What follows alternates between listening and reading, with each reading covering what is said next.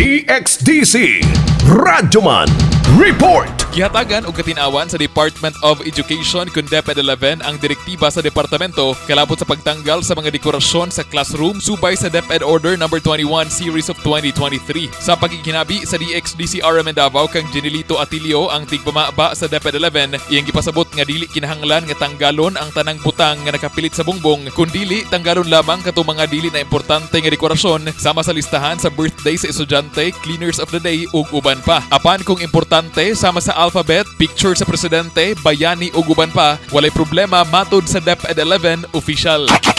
Kung doon na tay unnecessary, napatay mga necessary. Diniingon nga, imuha na yung totally tanggalan o mga naka-plastar nga mga paraphernalia ang usa ka classroom.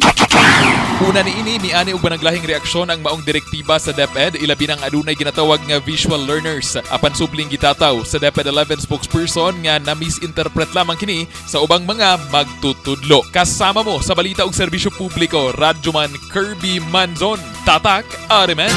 RMN News, Diretso Balitang Metro Davao.